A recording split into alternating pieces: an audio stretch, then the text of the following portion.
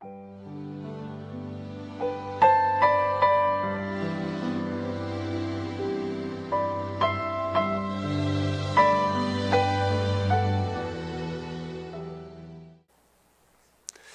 말씀의 제목은 예수 그리스도 생명입니다. Jesus Christ Life.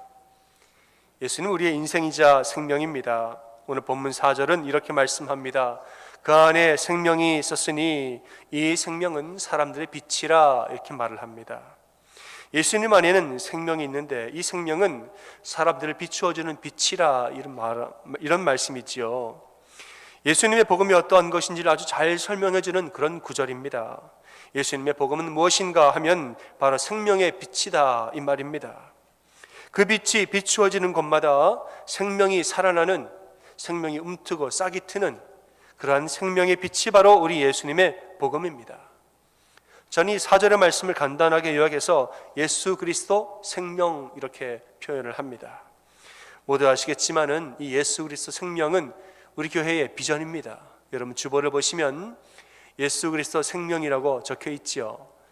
그리고 주보 곳곳을 보면 전부 다 파릇파릇한 새싹들이 이렇게 나와 있지요. 그런데 전부 다 예수 그리스도 생명을 형상화한 그런 이미지들입니다.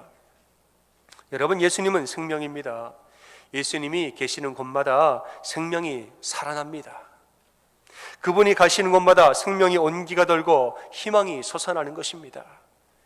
예수님으로 인하여서 우리의 삶에는 생명이 살아나는 것, 또한 이런 생명을 우리가 다른 사람들에게 전하면서 사는 것, 이것이 우리가 나아가야 할 방향이고 우리가 가져야 할 비전입니다. 에스겔서 47장을 보면은 새로운 성전을 바라보는 환상이 나옵니다. 하나님이 에스겔에게 새로운 성전에 대한 환상을 보여주시는데 성전 문지방에서 물이 흘러나옵니다. 그 틈 사이로 처음에는 작게 물이 흘러나와서 이제는 남쪽으로 내려가서 이제 쭉 물이 내려가는데, 물이 내려가서 결국엔 큰 강을 이루게 됩니다. 또 이 큰 강은 아라바를 지나 바다로 간다, 이렇게 말했습니다. 아라바는 어디냐? 그건 광야입니다. 이 이스라엘의 지도를 보면 저 위에서 갈릴리 호수에서 물이 이렇게 흘러나옵니다. 요단강이 되죠. 이 요단강이 여기서 말하는 그 강입니다. 강이 아라바를 지나는데 이 아라바는 광야란 말이죠. 그런데 강이 이 광야를 지날 때에 그 좌우편에 심이 많은 나무가 자랐더라. 그 잎이 마르지 않고 아주 많은 과실을 내었더라, 이렇게 말을 하고 있습니다. 여러분, 광야는 메마른 곳이고 황폐한 곳입니다. 그런데 물이 그 광야를 지나가니까 좌우편에 생명들이 살아나더라, 이런 환상을 봤습니다.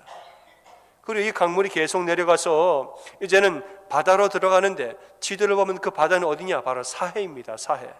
사해는 소금 바다죠. 사해는 죽은 바다예요. 생명이 살지 않는 죽은 바다라는 것이지요. 그런데 강물이 사해로 들어가니까 모든 생물들이 살아나기 시작하고 심이 많은 고기가 거기에 살더라 말합니다. 이 강물이 무엇이냐 하면 성전에서 나오는 성령의 물이라는 것입니다. 성전에서 흘러나오는 성령의 물이 바로 이 강입니다. 그러니까 하나님의 영, 성령이 임하시는 곳마다 죽었던 생명이 살아나는 역사가 일어날 것이다, 이 환상을 에스겔에게 보여주신 것입니다. 여러분, 저는 목회의 핵심을 바로 생명에 두고 있습니다. 목회는 뭐 하는 거냐? 생명 살리는 일입니다. 생명을 살리는 것이 목회이고 사역입니다. 예수 그리스도의 복음이 가는 곳에는 어디든지 생명이 살아난다, 생명의 능력이 샘솟고 생동한다, 이러한 믿음을 가지고 사역을 합니다. 그래서 사랑하는 여러분, 모든 성도님들이 여러분의 삶에 복음으로 인한 생명이 살아나는 그런 은혜가 있기를 바랍니다. 저는 이런 예수 그리스도 생명, 이 비전을 갖게 된 계기가 몇 가지가 있는데 오늘 그 얘기를 좀 여러분과 하고자 합니다. 왜 예수 그리스도 생명이라는 비전을 가졌는가? 제가 유학 공부를 하던 시절에 같이 공부하던 동료 여자 전도사님이 계셨습니다. 이 전도사님 댁에 어느 날 한국에서 친정 어머니가 오셨습니다. 한동안 살다가 가셨어요. 친정어머님이 계시는 동안에 전도사님의 표정이 너무 행복해 보이는 거예요. 생기가 돌고 너무 좋아하세요. 그래서 제가 물어봤어요. 전도사님, 한국에서 어머님 오시니까 참 좋으신가 봐요. 그랬더니 이렇게 대답하시죠. 네, 정말 좋아요, 목사님. 그분은 이제 어머님을 김 여사님이라고 그래요. 우리 김 여사님 집에 오시니까 일단 제가 살고요, 남편이 살고요, 아들 생명이 사는 것 같아요. 김 여사님 오시니까 집안의 구석구석이 다 살아나고 있어요. 식탁이 살아나고 이제는 거실에 있는 화분도 살아나고 있어요. 그렇게 말씀하시더라고요.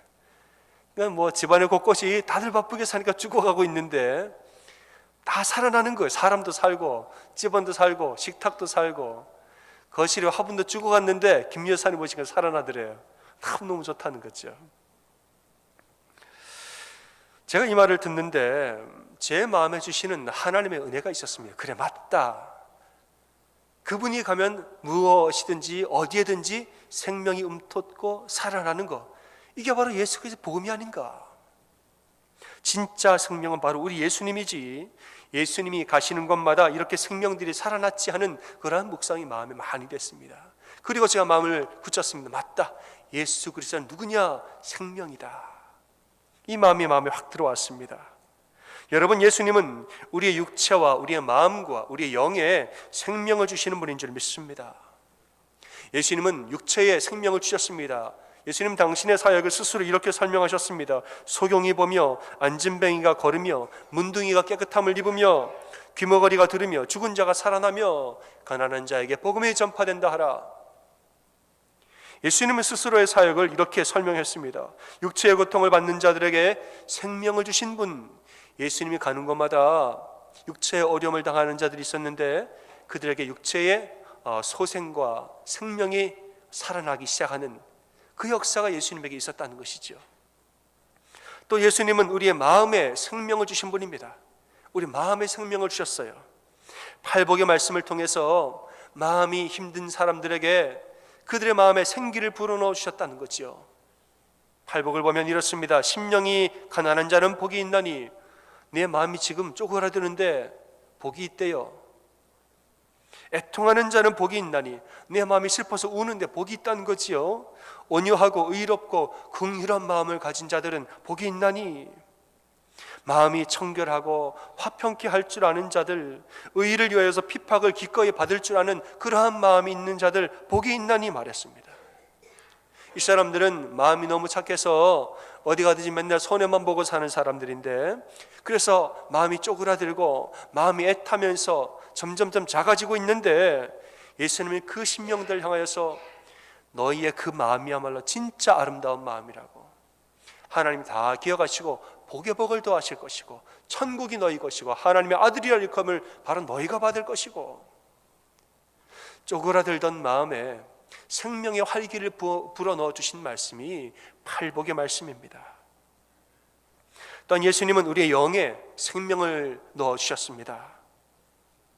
죽어가던 우리의 모든 심령들을 예수 그리스도의 십자가의 죽으심으로 우리를 영생으로 인도하여 주셨다는 것이지요.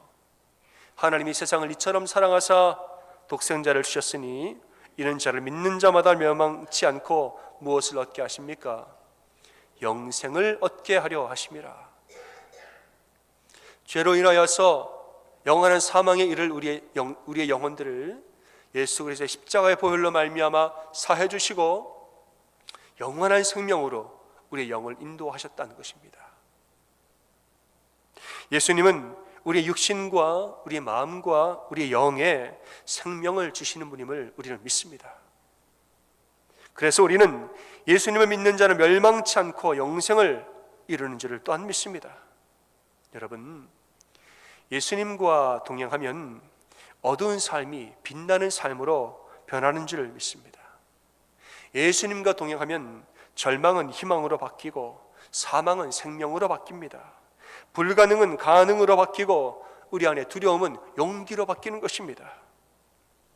예수님과 동행하면 불평이 감사로 바뀌고 우리의 욕설이 찬송으로 바뀌는 줄 믿습니다. 예수 그리스도는 생명입니다. 생명이에요. 내 안에 예수 그리스도가 살아있다면 내 안에 생명이 지금 살아있는 것입니다. 그러나 내 안에 예수님을 멀리 죽이면서 산다면 우리는 생명을 죽이고 사는 것과 다름이 없는 것입니다. 예수 그리스도 생명이라는 목회 비전을 품게 된 또 다른 계기는 우리가 지금 지내고 있는 이 겨울과 좀 관련이 있습니다. 제가 시카고에서 공부하던 그 겨울에 어느 한 해는 눈이 정말 많이 온 적이 있습니다. 어느 정도로 눈이 왔느냐, 차가 잠길 정도로 눈이 왔어요. 웬만한 꼬마 아이가 잠길 정도로 눈이 그렇게 많이 온 해가 있고, 또 그 해 겨울은 진짜 길었습니다. 아이고, 얼마나 춥고 얼마나 길고 눈도 얼마나 많이 오는지. 사실은 제 마음도 이 겨울처럼 아주 차갑고 꽁꽁 얼어 있었던 그런 마음 상태였다는 거죠. 당시에는 제가 교회 사역하고 또 학교의 공부를 병행하던 그런 시절이었습니다. 일주일에 반은 교회 사역, 또 반은 학교에서 공부했습니다. 근데 교회에 한번 가면 이제 새벽 기도부터 시작하는 거죠. 새벽에 교회를 가서 하루 종일 교회에서 사역하다가 집에 오면 밤 10시, 밤 11시에 새벽에 갔다가 늦은 밤에 집에 오는 거죠. 그러면서 또 학교 공부를 하고 학교 공부도 머리가 또 아프고, 또 그때 우리 둘째 아이가 태어났습니다. 첫째하고 둘째하고 또 집에 가서 돌보고 학교 공부하고 또 교회에서 하루 종일 있다가 와서 또 자고 아이 보고 또, 그러니까 뭐 정신 없이 눈코 뜰 새 없이 살았습니다. 근데 매일 밤에 늦게 이제 집에 들어가면 학교 아파트 입구에 그 현관 앞에 보면 화단이 길다랗게 U자 형태로 길다란 화단이 있었습니다. 화단에 겨울 내내 앙상한 가지만 있기 때문에 저는 그 나뭇가지가 뭔지도 모르고 눈길 한번 주지 않고 그냥 무조건 차 세우면 바로 빨리 집에 가는 거예요. 오직 빨리 가서 자야지, 빨리 가서 쉬어야지, 이 생각만 하고 뭐 다른 데는 안 보고 그냥 들어가고 나가고만 한 거죠. 그렇게 몇 개월을 사는데 왠지 이렇게 날씨가 좀 따뜻해진다 싶었던 어느 날 아파트 현관에 들어서는 순간 제가 멈칫하고 옆눈으로 뭔가를 보고 발걸음을 멈췄습니다. 이게 뭐지 하고 돌아서 봤는데 화단 옆에 그 개나리가 핀 거예요. 그 가지가 다 개나리 가지였던 거예요. 봤더니 개나리 꽃이 노란 꽃이 활짝 피어 있습니다. 더 봤더니 이게 한 개가 핀 게 아니고 여러 개가 피어 있는 거예요. 제가 참 마음에 너무너무 반가워서 이 추운 겨울 드디어 네가 피었구나. 겨울이 이제 다 갔구나. 내가 너를 기다렸는데 그렇게 피었구나. 기다리지도 않았지만은 네가 드디어 피었다 이거죠. 그리고서는 옆을 바라봤는데 세상에 그 긴 화단 전체가 전부 다 개나리로 쫙 피어 있는 거예요. 저는 매일 새벽에 나가서 밤늦게 들어오고 뭐 맨날 그냥 들어가고 나가고만 하니까 개나리가 피는 줄도 모르고 그냥 살았는데, 어느 날 갑자기 활짝 피어 있는 개나리를 보니까 마치 선물을 받은 그런 느낌이었습니다. 미리 말씀을 드리자면은 저는 그냥 남자입니다. 꽃을 그렇게 좋아하는 남자가 아니에요. 괜히 여러분 오해하실까 봐 목사님 참 그런가 보다. 좀 그렇지는 않습니다. 그냥 보통 그렇죠. 근데 그날은 특별한 은혜가 마음에 임했습니다. 하나님이 필요했던 은혜를 주신 것 같습니다. 꽁꽁 얼어붙어 있는 내 마음에 하나님 그렇게 말씀하시는 느낌이 들었습니다. 너 왜 그렇게 바쁘게 사니? 너 이 많은 생명들이 피어나는 줄도 모르고 왜 그렇게 일만 하고 사는 거니? 생명이 제일 소중한 거야. 이 말씀을 저한테 하시는 그런 느낌이었습니다. 왜 그렇게 바쁘게 살아? 바쁘게 산다고 다 좋은 거 아니야. 오늘 하루 열심히 바쁘게 살았으니 굿데이, 좋은 하루지. 그게 다가 아니라고. 내 주변에 생명이 어떠한지를 돌아볼 줄도 알아야지. 네 마음에 생명이 지금 어떠한 줄도 보고 살아야지. 생명이 소중한 거야. 그 말씀을 마음에 주시니까 너무너무 제가 은혜를 받고 감동을 받아서 그날 밤에 화단 앞에 쭈그리고 앉아서 10여 분 동안 꽃만 보다가, 개나리 꽃만 계속 돌아다니면서 꽃만 보다가 집에 올라가 잤습니다. 여러분, 사람이 떡으로만 살 것이 아니요 하나님의 입으로 나오는 말씀으로 살 것이라 했습니다. 우리는 먹고 사는 문제 때문에 이렇게 열심히 삽니다. 그런데 사람이 떡으로만 사는 거 아닙니다. 하나님의 말씀, 그건 생명의 말씀이죠. 하나님의 생명의 말씀으로 우리는 사는 거예요. 하나님의 말씀이 바로 복음입니다. 우리에게는 복음이 필요한 겁니다.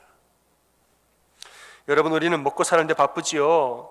너무너무 바쁘고 열심히 살아서 우리는 하루 종일 일만 생각하고 삽니다. 어떻게 먹고 살까?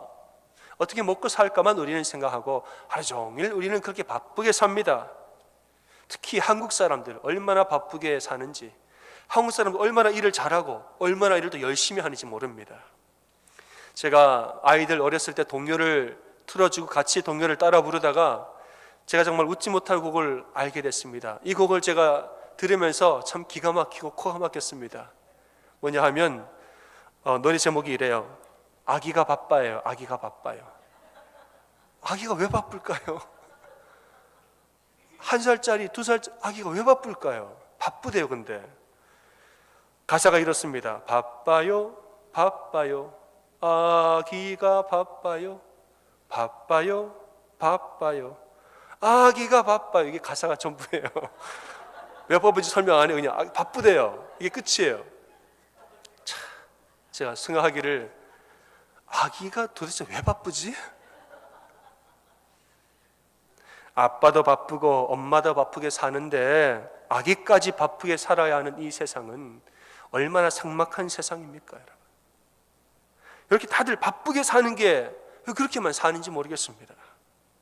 근데 우리가 사실 이렇게 사는지도 모릅니다. 그냥 물질의 문제만 생각하다가 정작 생명의 가치를 소홀하게 여기는 것이 아닌지 돌아볼 필요가 있습니다. 내 영혼이 깊은 곳에서부터 멍이 들고 있는 것을 그것도 모르는 채, 멍이 들고 있는 줄도 모르는 채 그냥 바쁘게만 살다가 이 영혼을 방치하고 있는 것은 아닙니까? 여러분, 지금 남편의 영혼은 어떠한지 돌아보고 계십니까? 여러분, 지금 여러분의 아내의 영혼은 어떠한지, 아내의 생명은 지금 어떠한 상태인지 여러분 돌아보고 계십니까? 자녀들의 영혼은 어떠한 상태인지 여러분 돌아보고 계십니까?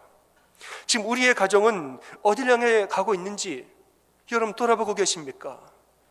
먹고 사는 문제만 열심으로 그렇게 할 것이 아니라 돌아봐야 합니다. 여러분, 내 주변에서 개나리꽃이 피는지 지는지, 내 주변에서 생명들이 살아나는지 죽어가는지를 돌아볼 줄 아는 그 은혜가 우리에게 필요한 것입니다. 바쁘게 사느라고 내 영혼 속에 내 마음의 꽃이 피는지 지는지도 모르고 살면 안 되는 것입니다. 여러분, 어떤 사람들은 아니 먹고 사는 것도 생명의 문제입니다. 생명이 먼저다 하는데 저한테는 먹고 사는 게 생명의 문제예요 라고 말하지만, 여러분, 먹고 사는 생명을 위해 살다가 생명을 놓치는 경우가 있습니다.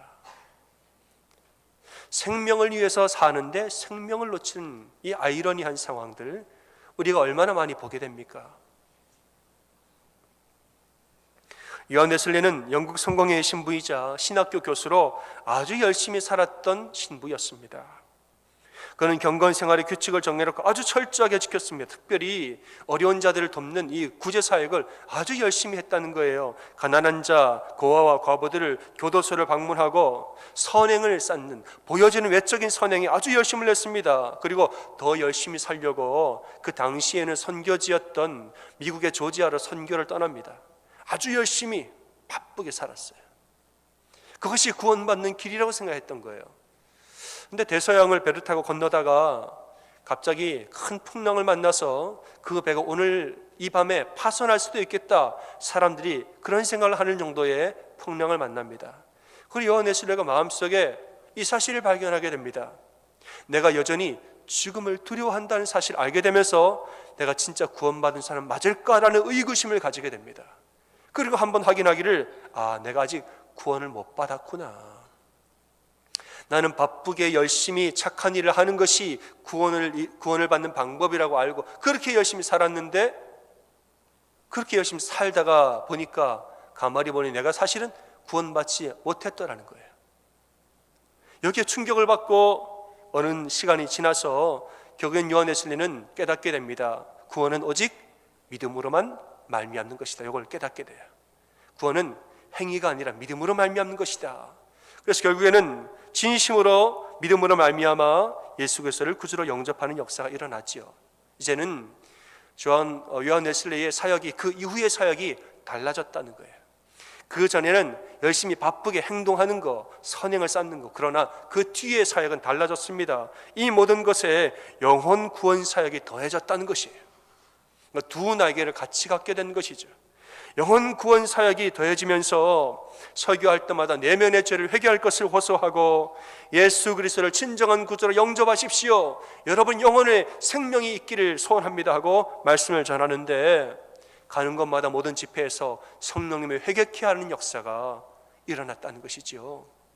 이 회개의 역사와 성령의 강력한 역사가 영국 전역으로 퍼진 것이 바로 18세기 영국에 일어났던 감리교 운동입니다. 요한 웨슬리는 감리교 운동을 설명하는 편지에서 이렇게 말을 하고 있습니다. 상습적인 술꾼이었던 사람들이 지금은 매사에 절도 있는 사람으로 변했습니다. 매춘부 없이는 못 살던 사람들이 지금은 간음이라 하면 머리를 내두릅니다. 도둑질하던 사람들이 더 이상 도둑질을 하지 않고 제 손으로 일을 하고 삽니다. 말끝마다 욕을 하던 사람들이 지금은 두려움으로 주님을 섬길 줄 알게 되고 경외함으로 주님을 위해 살고 있습니다. 과거에는 여러 가지 죄된 습관에 얽매여 있던 사람들이 지금은 한결같이 거룩한 습관을 갖게 됐습니다. 여러분, 예수 그리스도의 복음이 진실로 내 안에 들어오니까 겉사람만 변한 것이 아니라 속사람까지 완전히 변해버린 것입니다. 속사람이 변하니까 겉사람도 진짜로 변한 것입니다. 사랑하는 여러분, 예수 안에 생명이 있습니다. 참된 복음은 우리의 육체만 풍요롭게 하지 않습니다. 복음을 제대로 알면 우리의 영혼, 우리의 속사람이 변하면서 겉사람이 진정으로 변화되는 줄을 믿습니다. 예수 그리스도의 복음 안에 있는 생명이 진짜 생명입니다. 그것이야말로 진짜 생명이고 복음 안에 있는 능력이야말로 진짜 능력인 것입니다. 목회의 비전이 바로 그것입니다. 여러분이 예수 그리스도의 복음 안에서 진짜 생명과 진짜 능력을 누리면서 사시기 바랍니다. 그리고 그 진짜 생명과 진짜 능력을 주변의 사람들에게 전하면서 사는 그런 제자가 되시기를 바랍니다. 여러분, 우리 목회의 비전은 예수 그리스도 생명이지만은 이에 따른 올해의 표어가 있습니다. 예수 그리스도의 생명이라는 비전에 따라 2020년도 우리가 가야 할 표어가 있다는 거예요. 그 표어가 우리 앞에 걸려 있지요. 예배 성공, 인생 성공이에요. 우리 함께 읽어보겠습니다. 시작. 예배 성공, 인생 성공. Successful worship, successful life예요. 우리 인생이 성공적인 인생을 살기 위해서는 뭐부터 해야 되느냐? 예배부터 성공해야 돼요. 예배부터. 하나님을 향한 예배가 바로 서야 우리의 인생이 그때서야 바로 선다는 것입니다. 예배를 온전히 드린다라는 것은 마치 건물의 기초를 똑바로 놓는 것과 똑같은 것입니다. 우리가 건물을 세울 때 기초를 잘 세워야지, 기초를 조금이라도 삐뚤게 놓으면은 그 뒤로는 건축을 아무리 잘해봐야 그 건축이 조금 삐뚤게 되는 것입니다. 그래서 우리가 건축을 시작할 때에는 우선순위라는 것이 있습니다. 중요하지 않다는 게 아니에요. 그러나 우선순위는 따로 있습니다.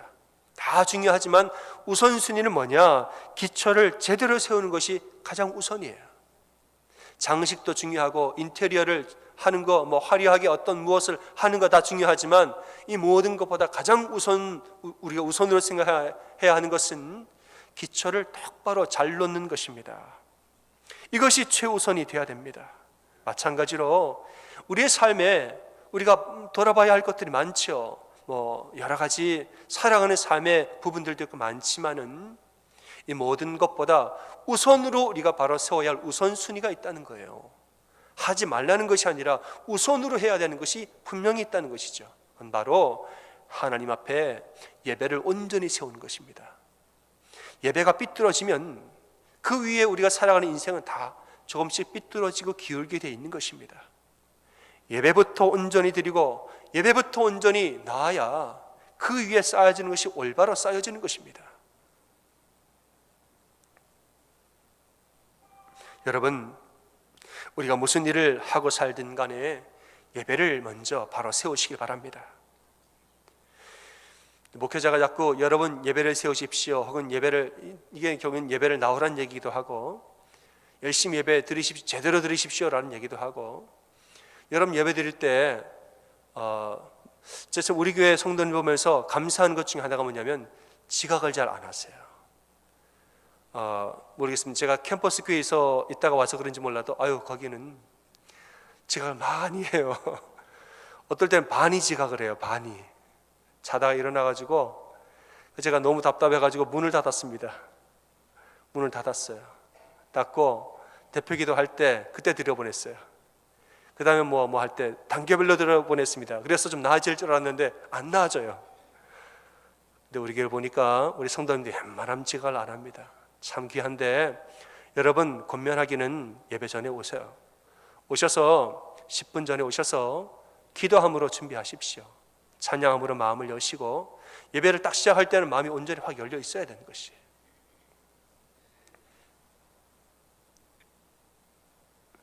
목회자가 이렇게 예배 오십시오 하면은 간혹 어떤 분들이 이런 마음을 갖습니다. 아이고 목사님 좋으라고 예배 오라고. 참, 어떻게 그런 생각이 가능한지 저도 신기해요. 여러분의 영혼을 위하여서 제가 예배를 도와드리는 것입니다. 말씀을 선포함으로, 하나님의 말씀을 대언함으로 여러분의 영혼이 바로 서서 여러분의 인생의 진심으로 진정으로 성공할 수 있도록 제가 여러분을 돕는 것입니다. 사랑하는 여러분, 너무 일하는 데 바빠서 영혼을 잊고 사는 그런 사람 되지 마십시오. 먹고 사는 문제에 너무너무 바빠서 내 영혼에 개나리가 하나둘 떨어지는지 피고 있는지 이것도 모르면서 열심히만 사는 그런 사람이 되지 마시길 바라고, 정말 여러분 영혼의 생명을 귀하게 여기고 이 생명이 예수 그리스도의 복음으로 말미암아 더 강력해지기를 기도하시고 이 생명의 능력이 진짜 능력이 되어서 내 모든 삶과 가정에 다 나타남으로 생명의 꽃을 피우는 그러한 삶을 사는 여러분이 다 되시기를 주님의 이름으로 축원합니다. 아멘.